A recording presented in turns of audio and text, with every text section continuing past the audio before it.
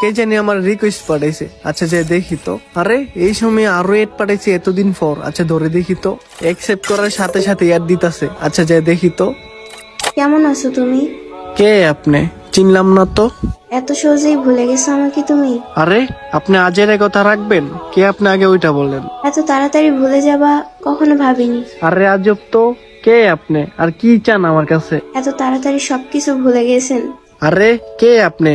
পরিচয় দেবেন নাকি আনফ্রেন্ড করে দিমু? এক সময় একটু কথা বলার জন্য কতই না পাগলামি করতেন, আর এখন ফ্রেন্ড লিস্ট থেকে ডিলিট করে দেওয়ার জন্য পাগল হয়ে গেছেন। সরি, আপনার কোথাও ভুল হচ্ছে। আমাকে চিনতে পারো নাই? আমি তোমার আরু। কোন আরো? চিনলাম না তো। এক সময় তোমার জান ছিলাম, ওই আরো আমি। সে তো অনেক আগেই মারা গেছে আমার কাছে। এত তাড়াতাড়ি মাটি দিয়ে দিলা আমাকে।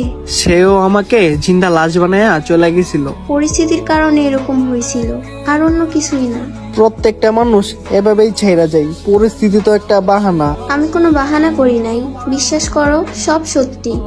আচ্ছা যাই হোক, এড কেন পাঠাইছেন ওইটা বলেন। একটা কথা বলার ছিল। হ্যাঁ বলেন, শুনতাছি। নতুন মানুষকে নিয়ে ভালোই সুখে আছো তাই না? আমার কখনো নতুন মানুষের প্রয়োজন হয় নাই। তাহলে আমাকে তোমার জীবনে আবার নতুন করে গ্রহণ করে নাও। এত ভালোবাসার পরেও আপনাকে আমি ধরে রাখতে পারি নাই।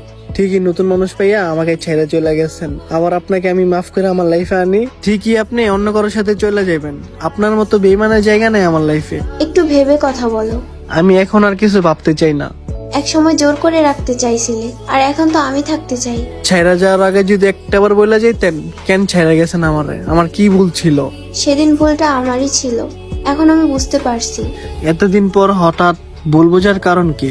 জানো, সেদিনের পর থেকে আমি হাসতে ভুলে গেছি। তোমার মতো কেউ আমাকে ভালোবাসতে পারে নাই।